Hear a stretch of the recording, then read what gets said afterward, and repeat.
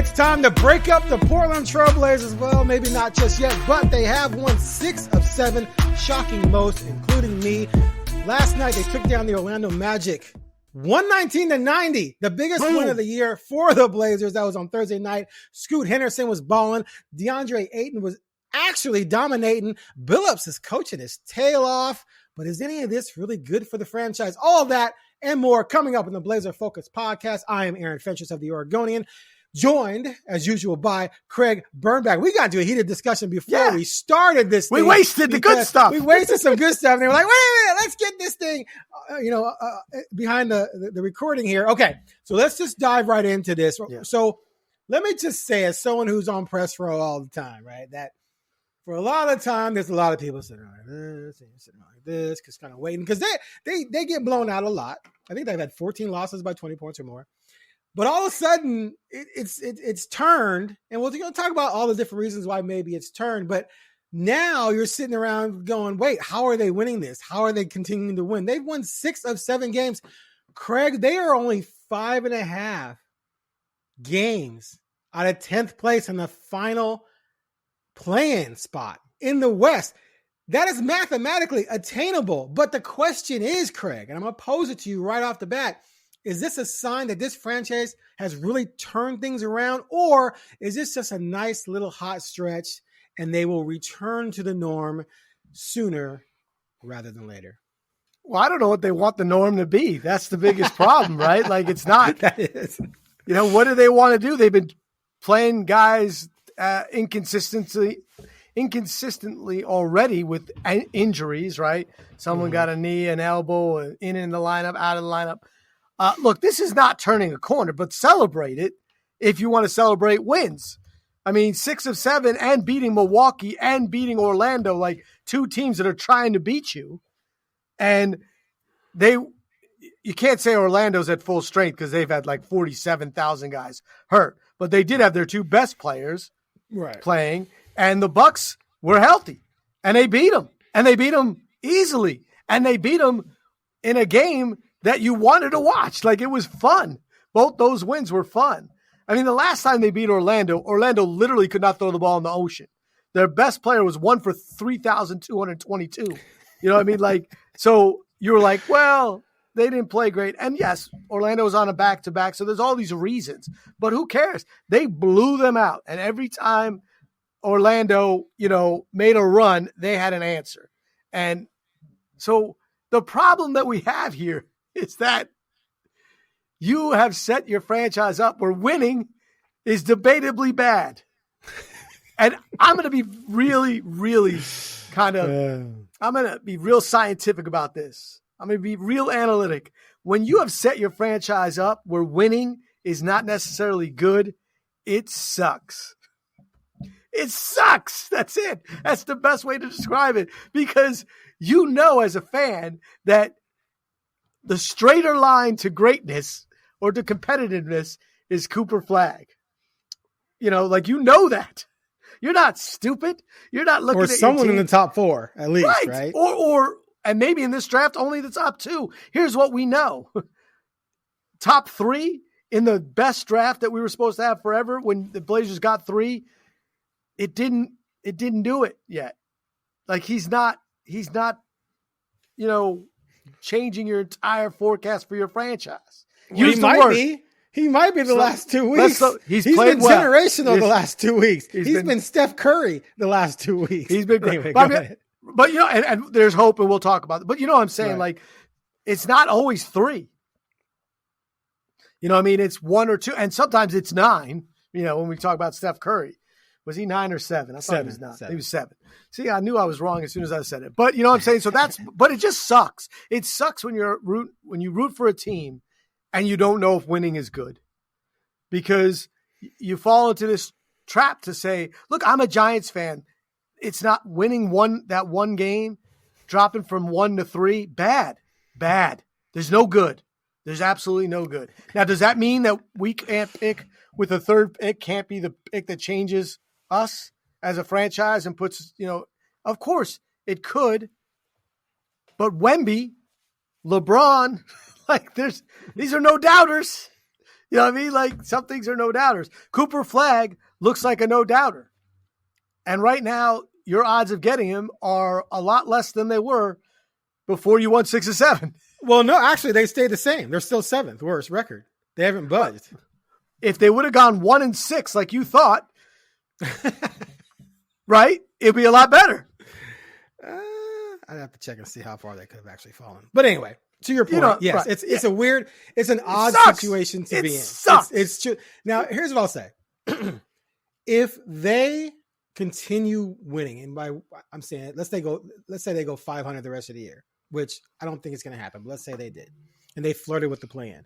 If they're doing that because Scoot has arrived, Shaden has arrived, dominating is truly dominating, and is going to be what he's been the last 3 games, then you say, wow, we're pretty good. Now you go into the offseason, whether you have Cooper Flagg or not, which you probably won't, you go into the offseason and you can make some roster moves to help facilitate winning more next season because you've established a baseline of really good young players, and Aiden's still pretty young, right? Then that's good. Then it's like, okay, we didn't get Cooper Flagg, but look how guys have developed.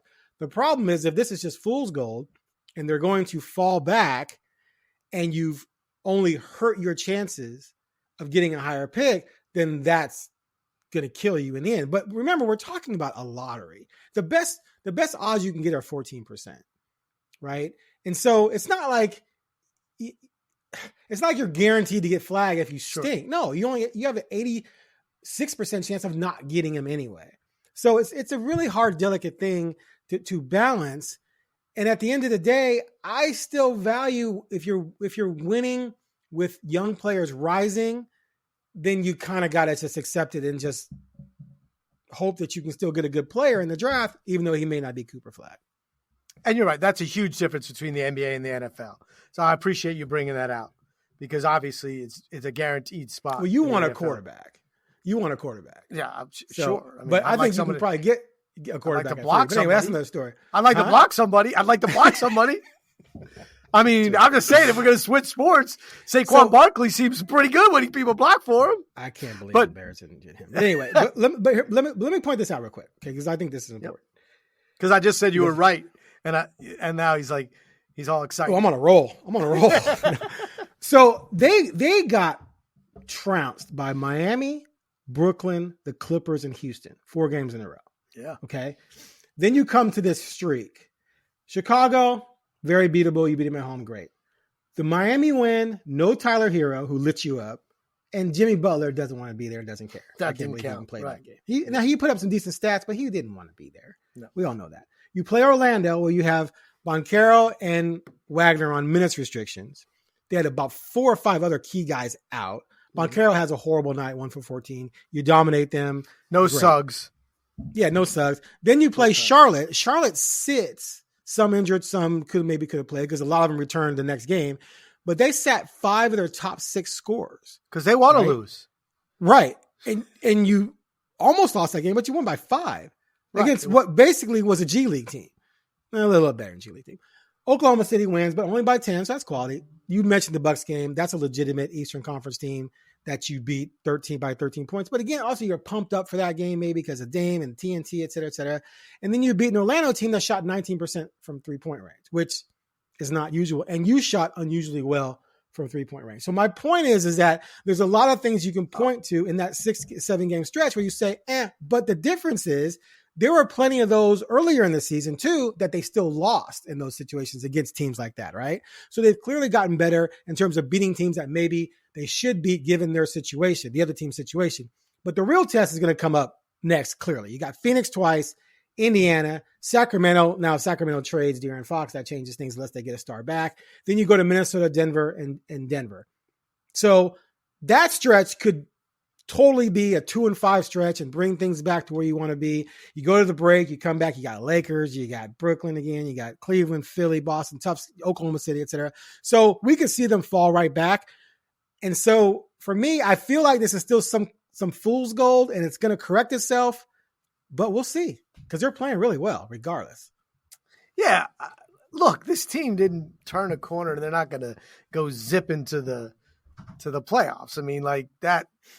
I mean, you just explained a lot of it, but the last 2 wins legit, Eastern Conference teams that are going to make the playoffs that you beat easily, not just easily. And you did it with somebody with standout play. Last night, Scoot was great. Denny was great. Ayton couldn't miss. Like who was that guy in the first half? I was like, wow, who are you? And he was aggressive and he was doing all the right things. And you were down 10-0 and it didn't phase you. And then you dominated the rest of the game. So there's nothing to feel bad about there. But no, I can't imagine that's going to happen every night, because when they did play Oklahoma City, while it was only a 10-point victory, they were never winning that game. You know what I mean? Like, it was like OKC did not have to go into overdrive to, crush it. And they're probably not going to beat Denver twice, so Phoenix is an interesting team that I think you could beat Phoenix because they beat themselves a lot this year and they're confused. So it's not, but if they lost by 25, I wouldn't be shocked. But they are playing really well on defense, and their offense has been fun. And a lot of that has to do with the best thing that's come in this stretch that has been at about 75%. It hasn't been 100% every single game, but Scoots look great, aggressive, and confident. He still sometimes shows up, shoots a three, and you're like, oh, that's never going to be that good. You're like, oh. But he shot amazingly lately. And what I like more than the shooting, which has to come around, but at least a little bit more, and it's not going to be at 50%. The last 10 games, he's been insane. But go ahead. It's been insane. But I don't believe that yet. But I do believe he could get to the hole and get fouled. I do believe he can finish. I do believe he can penetrate and set people up for easy shots, not just alley-oops, but layups. I do believe that Denny is the greatest player in the history of the game of basketball, and that I do believe in Denny, though, and you know that, and I believe he can be a consistently really good player. And Kamara, defensively, man, I got to be honest. Sometimes I'm like, somebody's just gonna throw a punch at this guy, because he just frustrates people to no end, and that in a game that's close or where you're looking to push a lead from 4 to 10, he makes a difference. So you could see what he could be like on a good team. So, and he's done that in these games. So there's nothing negative about the 6 wins in 7 times, except for the fact that you're playing for a lottery pick, and you've kind of said that, and this doesn't help that. Exactly. Now, Scoot, I just posted something on Scoot. So in this 10-game stretch, he's averaging 17.6 points, 5.9 assists, shooting 51.3% from the field, 49.1 from 3-point range. That's what I meant to go. Whoo! The first one's okay. That is, second one's like, whoo!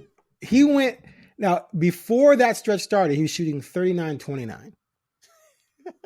He's pumped those numbers up to, I got it right here, 43.36. So he's at 36.4 on the season from 3-point range. That's insane. So now, clearly he's not going to shoot 49% from 3 the rest of the season. Or even 30. Now, if he does, then it would be the greatest turnaround for a shooter in the history of the NBA. But that would be better. That would be better than Steph Curry. Steph Curry's best year, he's 45, right? So we're not expecting that. But right now, his confidence level when he's open. Now, he's not hitting step backs, followaways, and complicated threes, but people are leaving him open, and he's taking them, and he's just drilling them. Yeah, he's just drilling them. And so teams are going to have to adjust. I asked Chauncey about that too. Actually, I should probably slip that into my story. But anyway, and he said he hopes teams start doing that, because once teams start keying on the 3 with him, then he's going to go blow by them, right, and be able to create other things, which is what they want, right? So that situation, look, we were saying all season long that he hasn't improved from last season. Mm-hmm. He's still struggling, and he was, and it was bad, and it was alarming. I'm still just amazed that it's one thing if we were sitting there saying, oh man, the last 10 games, he's shooting 36% from three. That'd be like, well, that's great. 49 to go from 29.9 to 49 over a nice sample size of 10 games is mind-boggling. Even get this, the games where he didn't start, it was a 3-game stretch where he didn't start. He's coming off the bench. His minutes were limited. He had the foul trouble. I think he fouled out a game maybe, or came close to it. He only scored 17 points during those 3 games. But he didn't miss shots. Hold on. He shot 7 of 15 from the field and had 14 assists in limited minutes. So he, in those minutes, was still being productive and efficient. And so, if he continues, let's say the rest of the season he shoots 47-40, right? If he does that, they're going to win games. I mean, you're just going to, especially if he's getting 30-something minutes.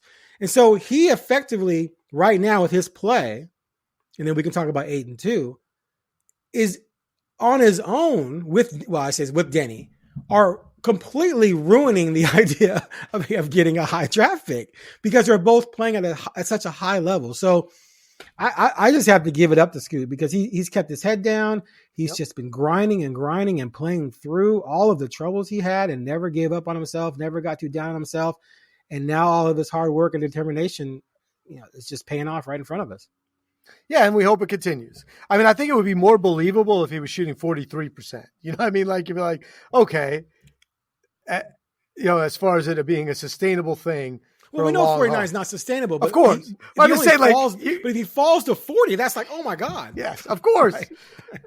Of course. I'm just saying, like, it's so ridiculous that it is ridiculous. But also he's got that one game where it was, what was he, 8 for 10? From 3, yeah. But even since then, he's shooting 40%. And here's the thing, like he starts off, like last night he started off and I think he was 1 for 3 and the 2 misses were horrible, ooh. And then he cleaned it up a little bit, but, and of course the shooting is going to determine what kind of player he might be because it does change things. But what I've really liked, he had 6 more free throws last night, and he is frustrating to guard when he's going strong to the hole. You know what I mean? Like, and making good decisions. Because we still know he can't, the finishing at the rim, when you look at those numbers, are, his 2-point percentage is bad, still. But not lately. Well, it's still lower than you'd want comparatively. It's still, his 3-point shooting is almost higher than his 2-point shooting, even in this run. Oh, I see what you're saying. And that's not math. That's not how it's easier when you're closer. You know what I mean? Like, and he's a guy who gets to the rim. So, but he's getting fouled. I mean, that's 6 points that are free. That's why they call them free throws. And he's a good free throw shooter. So that changes things. And Denny's the same way. Like, Denny is hard not to foul when they're going fast. Let's talk about your boy. Let's do it, baby. The greatest player. You were like texting me things like Walton, Drexler, Lillard, Denny. I just let you know, you can have your boy and I can have mine. And I said from the beginning, that was the best trade that they made. And I had the potential of him there was a time when you questioned that he could even be a starter. And now you're not. Now he needs to be a starter, in my opinion. I want to see him play 30 plus minutes unless he has 10 turnovers in a game again. But I mean, he changes the pace of the game. He is a rhythm changer because when he gets out front and goes, he either gets fouled or he gets a basket or he gets, his famous N1 with his tribute to, I don't know, wrestlers. John Cena? John Cena. Yeah. I know who he is, but I'm just saying, like, that changes things and they feed off it. You could see him and Scoot, that energy, you know what I mean? Going back and forth. And that's one thing I love. And I like Simons, but you want to judge energy. A Denny N1 gets that crowd up. It gets people excited. So I love how he's playing, and I want to see him start and play, or if he doesn't start, at least play 30 minutes a game. So let me ask you this. So right now, the only way for Scoot to start is Simon's. Yep, here's our problem. Okay, let's say Grant stays out for a while, then Scoot's starting over Sharp. So that was established last night by starting Scoot. When Grant comes back, someone has to go to the bench, and it's going to be Scoot. We're going to be downers now. Now we're going to switch the tempo. But it's a good problem to have when you start having, 7 guys you can start and you feel good about starting. For now it is. For now it's fine. Okay. For now it's fine. Well, okay, why February 6th? I mean, at the end of the day, the starting thing is overrated, especially when your team sucks. Who cares? You're going to develop guys. You're going to bring, Sharp coming off the bench for 30 minutes is going to develop the same way as if he started. The whole whining about starting thing to me just drives me bananas. I'm convinced that people who whine about that just don't have a clue about what is actually going on with minutes. The team. Minutes matter. That's all that matters. Minutes. Right. Right. Minutes matter, not the whole starting thing. And you'll earn more minutes by playing well. There's some people say, let them just play and suck because they're developing, but that's not necessarily how you develop in certain situations. Plus, you can't play worse players over better players because that creates problems on the roster, in the locker room, because all the players know who's good and who isn't. So let's remember, but it doesn't happen as much anymore. But there was a long stretch of time where guys would start and play 9 minutes. And that was what a team wanted. Remember that? Like they'd start a guy and be like, strategic. Well, I like, right. And I like having him in the beginning of the game for this or that. And then the guy would come in and he would, the real player would play the rest of the way. Right. Or most of the rest of the way. Yeah. They don't do that anymore as much. No. So, that's going to work itself out and Chauncey will figure that out. But, it's getting harder and harder to keep Scoot off the court. I mean, not off the court, but out of the starting lineup. But again, does that mean Denny sits down? And the truth of the matter is, out of all those guys, the guy who's playing the worst is Jeremy. No doubt. So let's segue into, a combination of Jeremy and DeAndre. So Jeremy's been playing poorly, period. I personally think that Jeremy is checked out. I just don't think I think he's tired of losing. I think he sees what the franchise is doing. I think he still tries when he's out there, but I just don't think he's being as assertive. I think he'll defer. He's not shooting well. To me, that's always a telltale sign that a guy just isn't really focused when their shooting just falls off the map. It's not like in baseball where you might have a hitting slump because you got to go hit the tee. Like Tony Gwynn, go hit 3,000 shots off the tee and have, the pitching machine throw you a bunch of sliders because you're struggling against a slider. There's no reason for him to be shooting as poorly as he's shooting. So the best case scenario for him in the franchise is if he's no longer on this roster, right? 100%. 100%. But he's got 3 years left on his deal at $100 million. He's going to be tough to move because you're probably going to have to take back a bad contract. And the teams who might want him are either over the first apron or over the second apron, which limits their ability to make trades. And it puts them in tax hell. And if you take on $100 million, and it's just going to be difficult. They may literally have to almost do a Brogdon with him where, I mean, you're not going to attach first round picks necessarily, but if you got back a young player, you would. But where they may have to accept, second round picks for him. The same thing with Williams in this environment. And the same thing with Ayton if they were going to move him. And the same thing with Ayton. Now, Ayton's been killing it the last 3 games. He's been literally dominating, averaging 20 and 10 at a high efficiency rate. And last night, he was playing with so much passion and fire and energy. And when he's like that and he's focused and he's aggressive, his athleticism and his skill take over. His mid-range game is money. And I know the three is more popular now and blah, blah, blah, blah. But I don't care, man. If you give me a 7-foot guy who's going to shoot 70% from inside of 10 feet, I'm getting that guy the rock because everyone else is going to be able to play off of that. So he's elevated his play, but not necessarily going to elevate his trade value. But at the same time, if he's this guy from now on, and again, it's just 3 games, then all of a sudden you got yourself a big time big and maybe you don't want to trade him. Right. But there's a resume here. He's not a rookie. He's here for a reason. But people turn the corner. When this whole thing happened, okay, hold on, you can roll.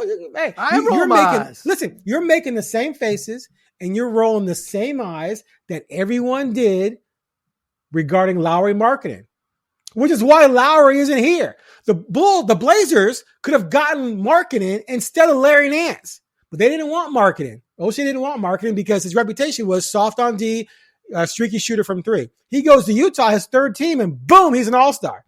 So one of the things I've always said about the Ayton thing is that history shows us that usually number one overall picks who don't become stars where they are not going to go to another place and become a star. Never happens. But Lowry Markkanen, who was a seventh pick, different draft pick, but same scenario, all of a sudden has blossomed at the exact same age that Ayton is now. So if everything he's talking about everyone becoming in tune and everyone working together and him buying in and other people buying in, and that has him motivated to truly continue doing this, then all of a sudden, dude, you don't trade him because he's a legit impact big man when he plays like this. And I know it's just 3 games, but you have to consider it.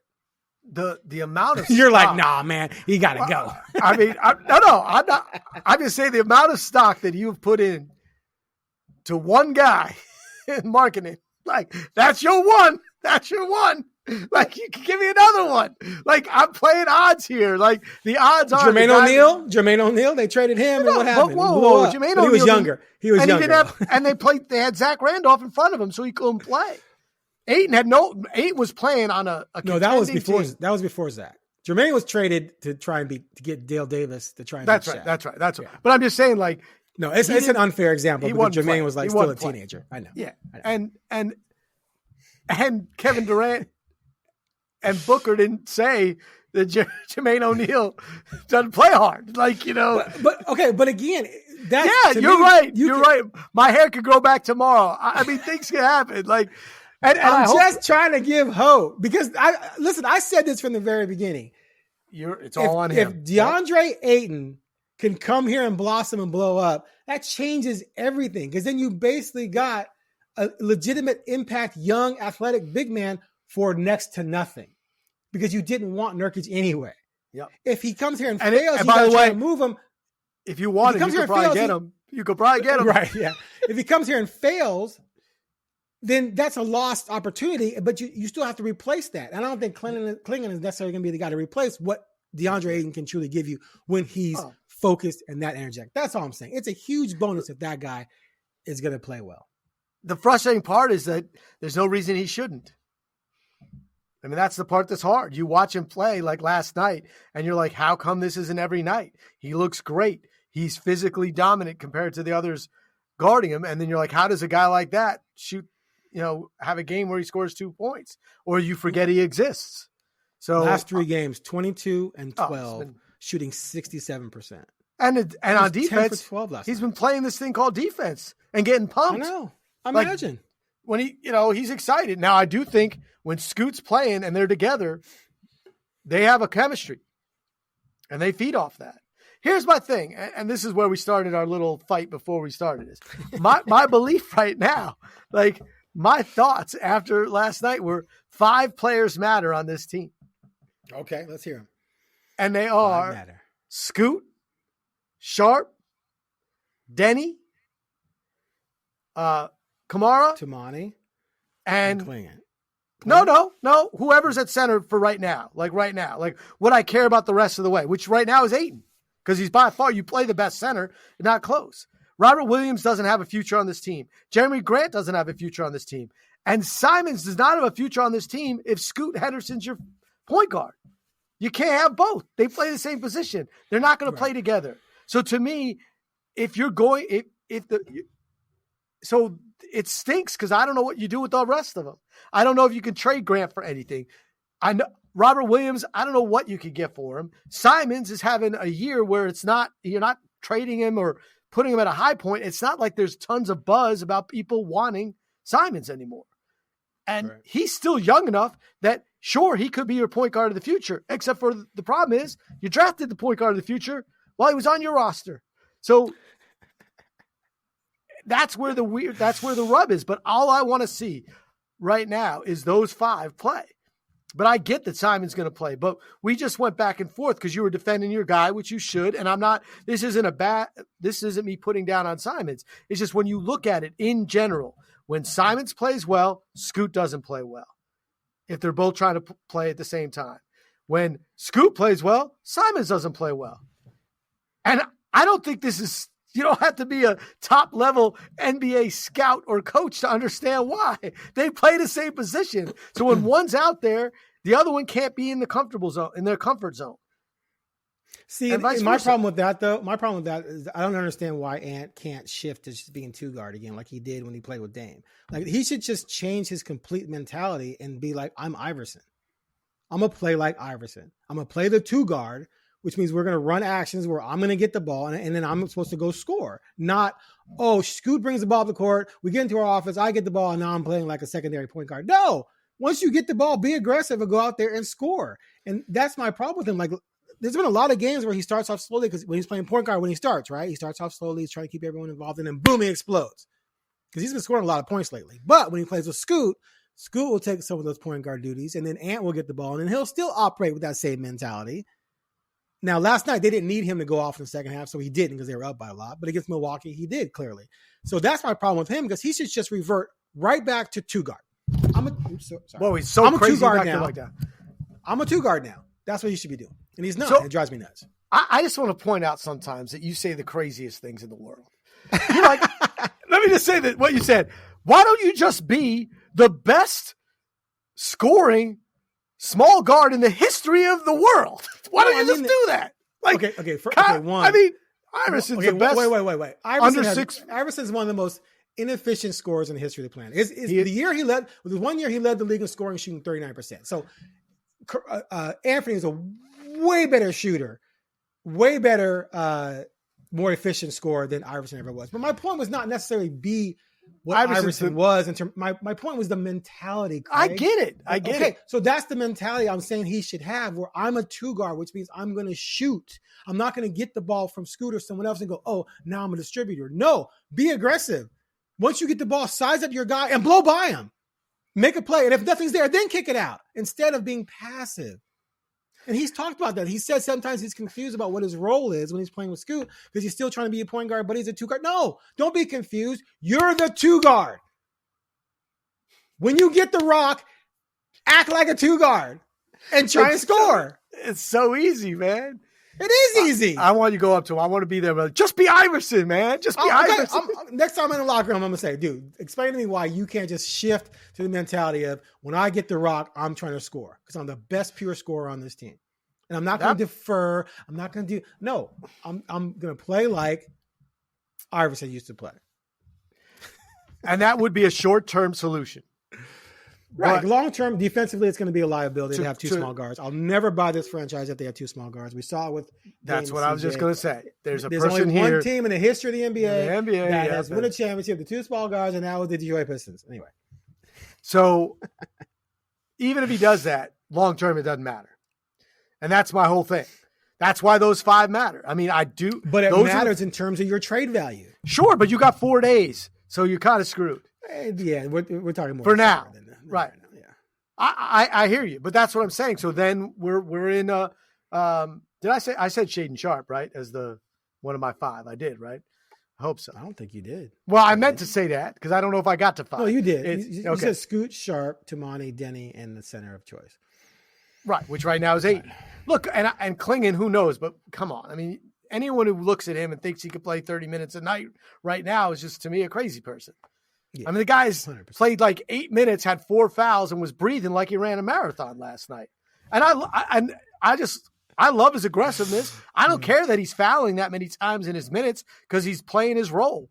He does not foul lightly. Like, he makes it known, you come in here, it's going to be a problem for you. So I'm fine with all that, but he can't play 30 minutes a night. He won't make it, both physically or with his fouls.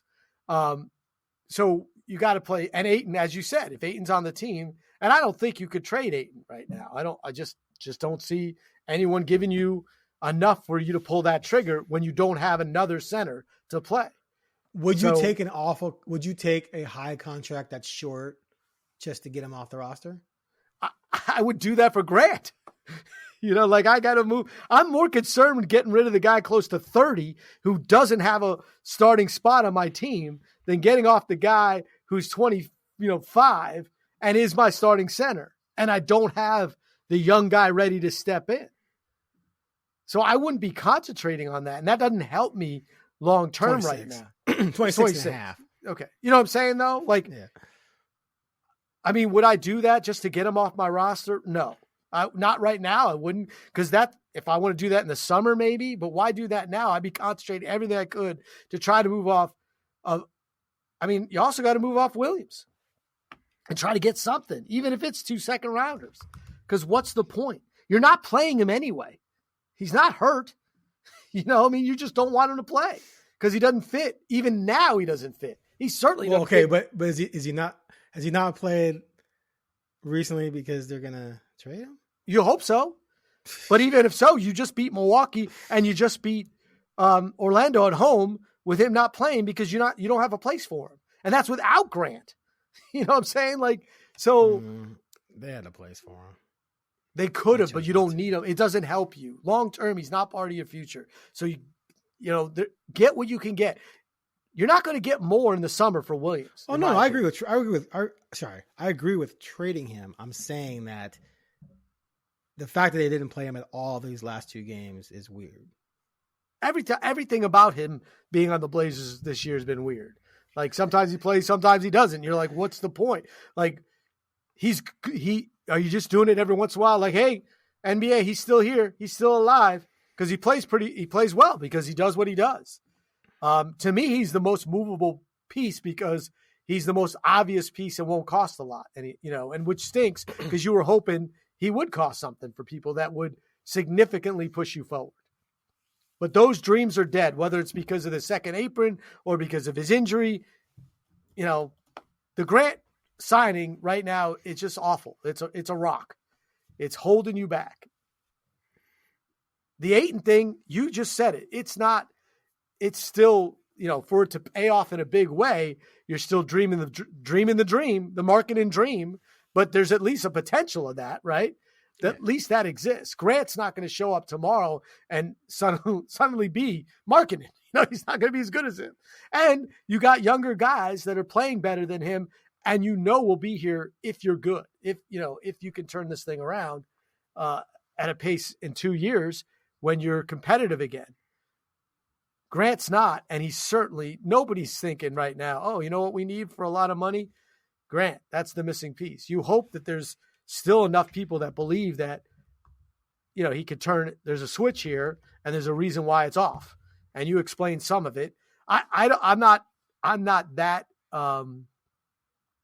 pessimistic about his, I just think he doesn't know where he fits. And he's a guy that needs a fit because he's not a star.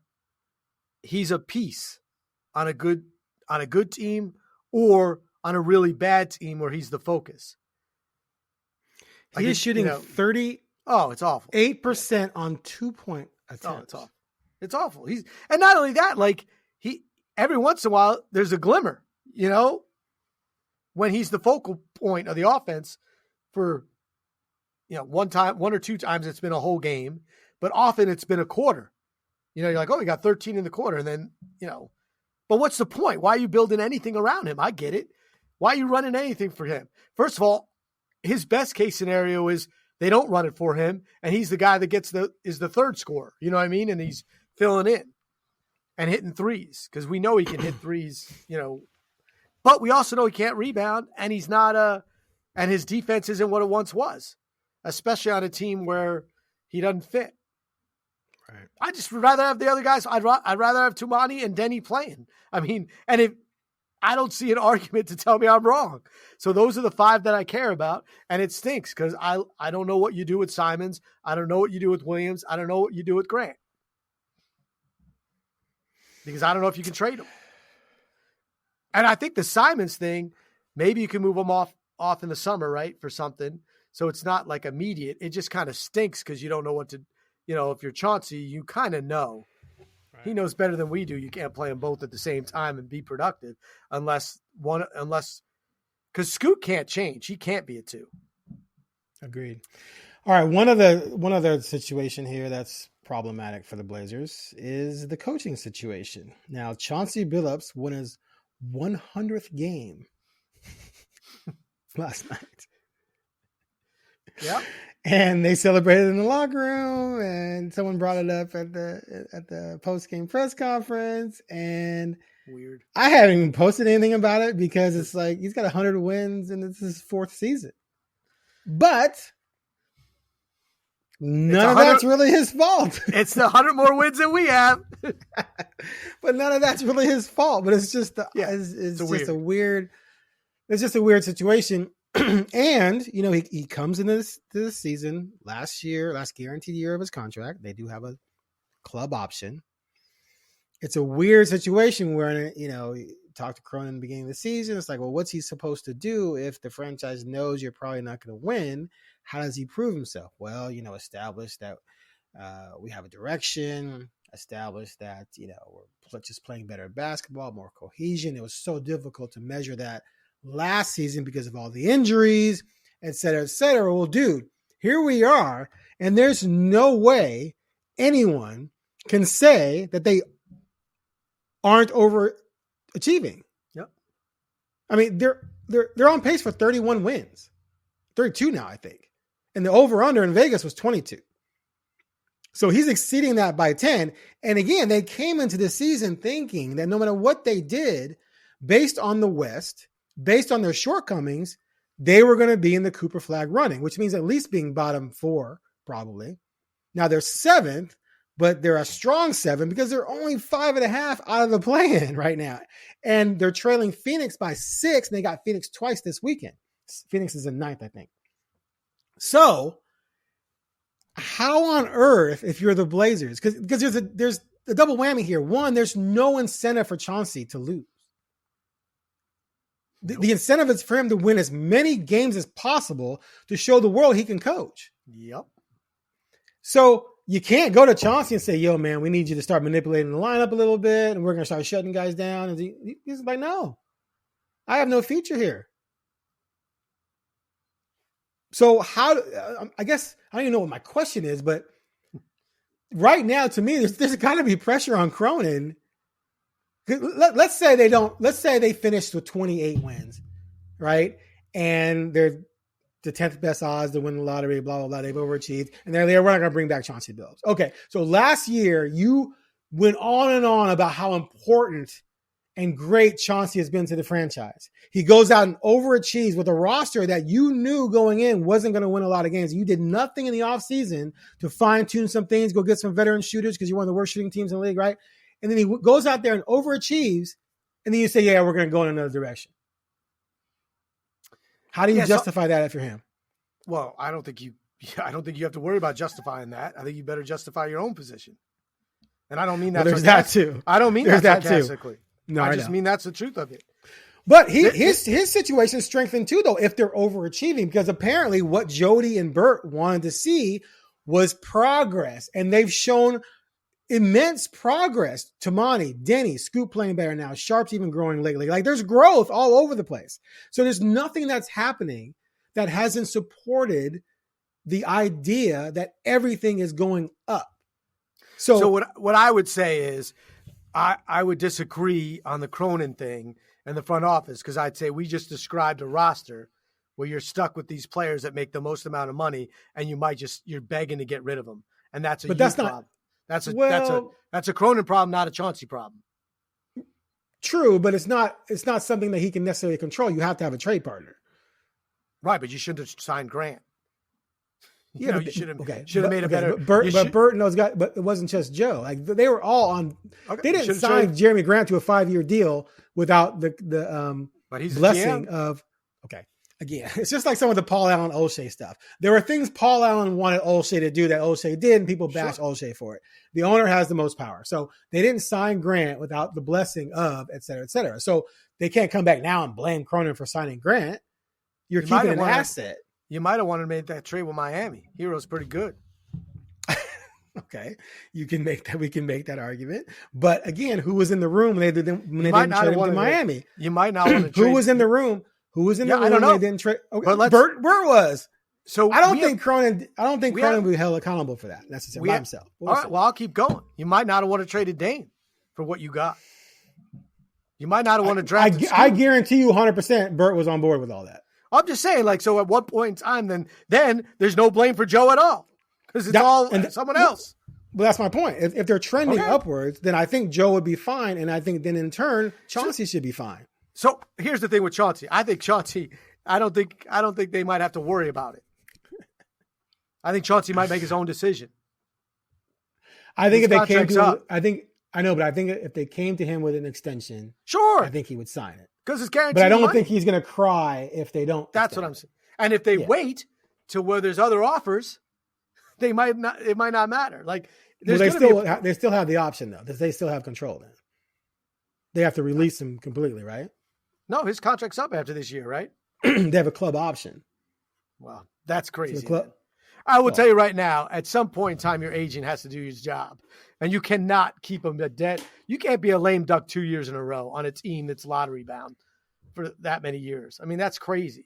I mean, here's the thing. There's an argument, and it's a fine argument. It doesn't mean is that if you wanted to tank, then fire him, get an interim in that will tank it. That will do your bidding. No, we'll do the tanking because he has no incentive. You're bidding. That's what I meant. You're bidding. You want them to tank. Yeah. I loved Caleb Canales, but he was never going to be the head coach. Do you know what I'm saying? And they wanted it to be over and lose. So with what you just said, Chauncey, there's no incentive for Chauncey to lose. And if he wins, that might not have been your strategy. So if you believed that, you made another mistake. Either you should have committed money, you should have given him an extension, and it would be your plan as a team instead of your plan to be our plan, or you move on and say, we get it, and you do the right thing and say, Chauncey, you're going to try to win. And we're not down with that. Here's your money for go get another job, or don't just take the money.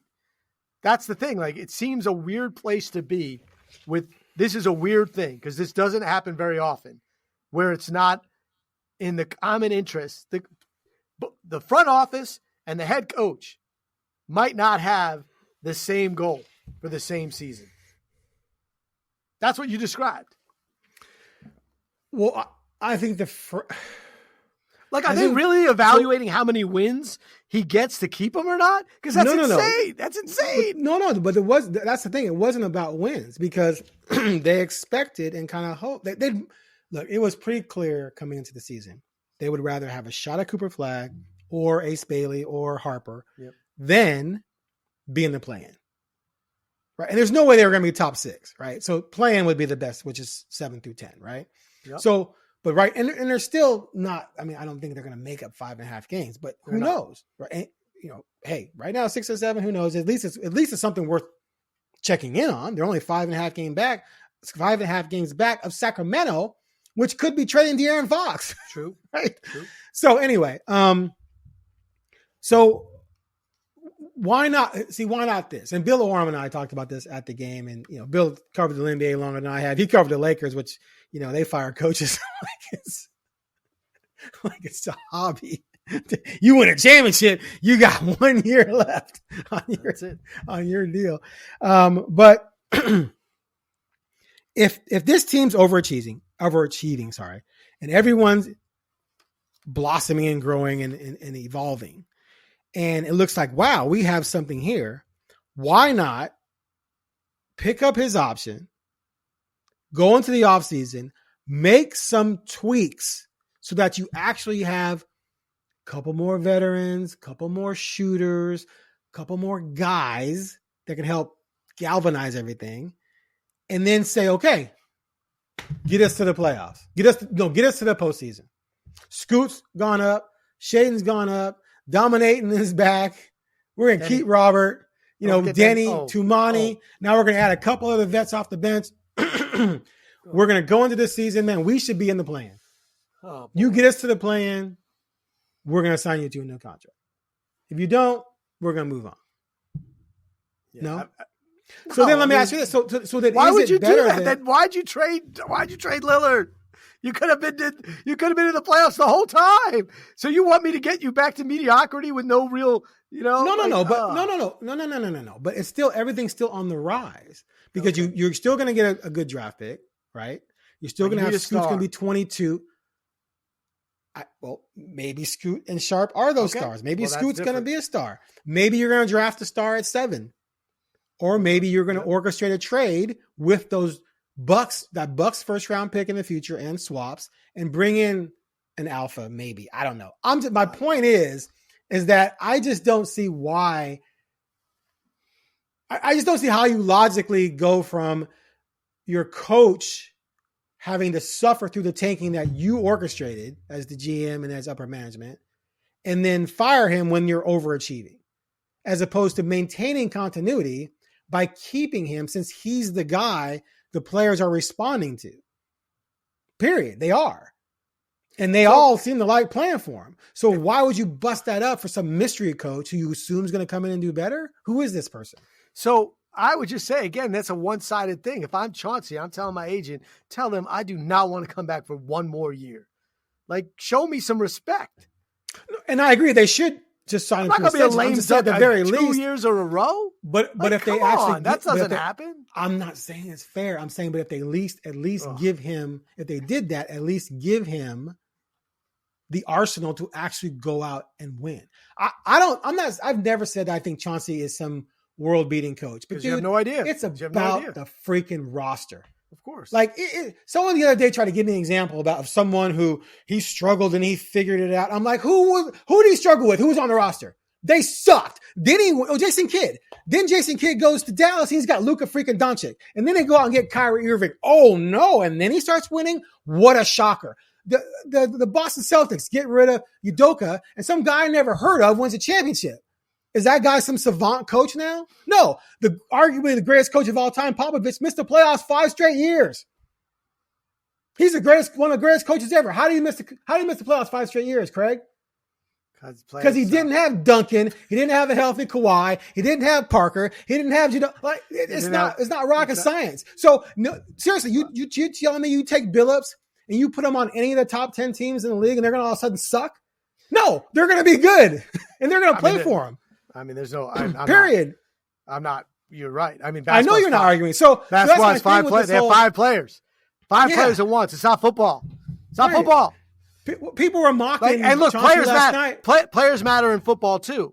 But like you watch the Bills and the Chiefs, that coaching won that game, and a call. But you could see it.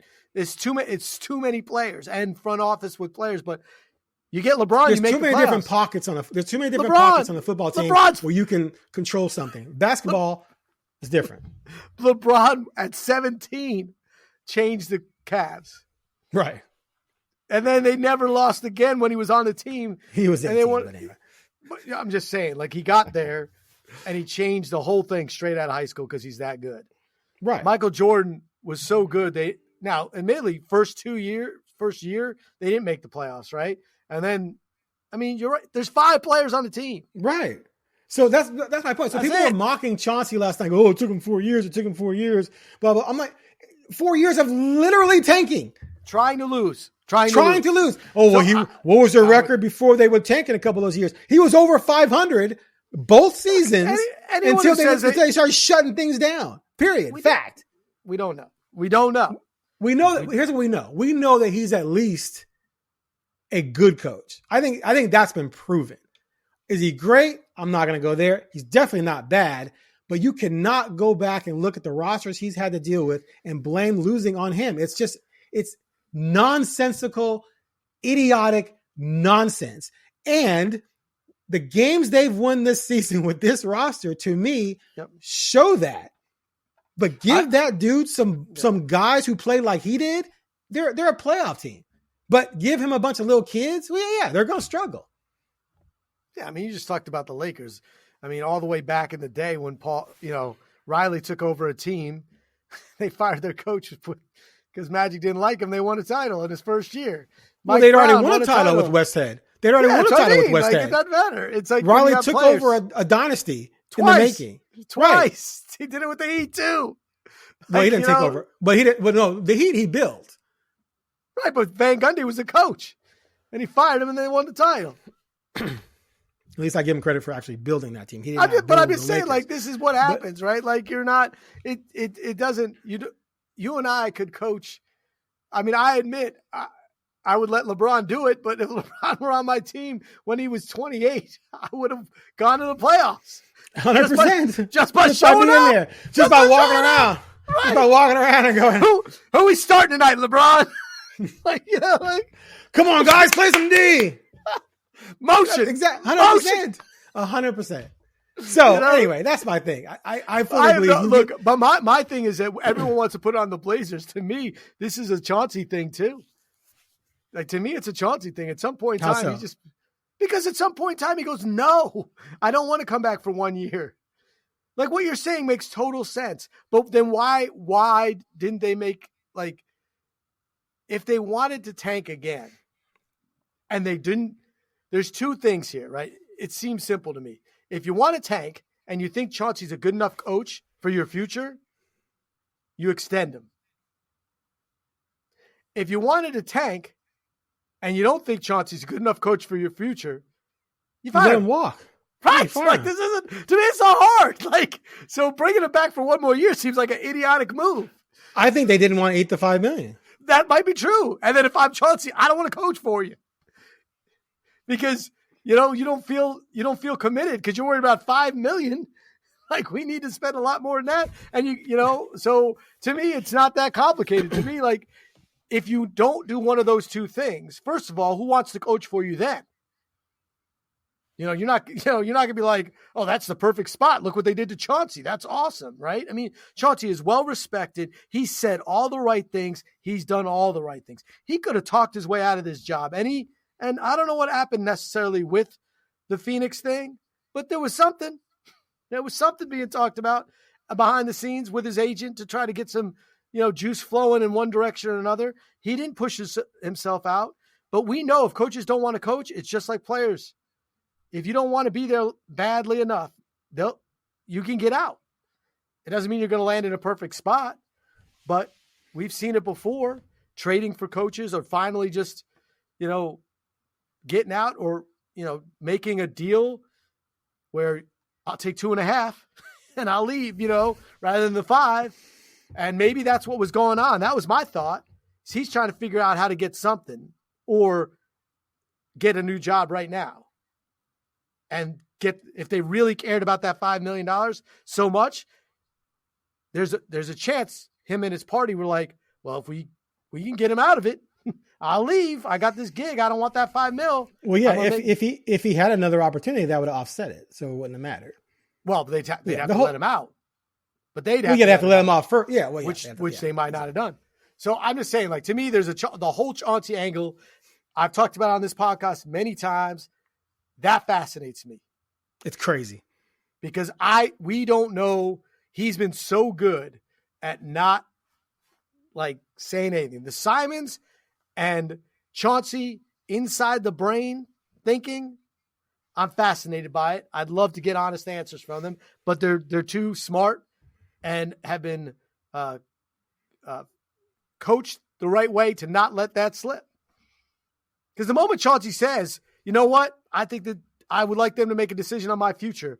Whoop! What, you know what I mean? And it's totally fair for him to do that. Other than get called into the office, but why would you do that? Well, I think I've been a good enough team player now for 3.5 years of seeing.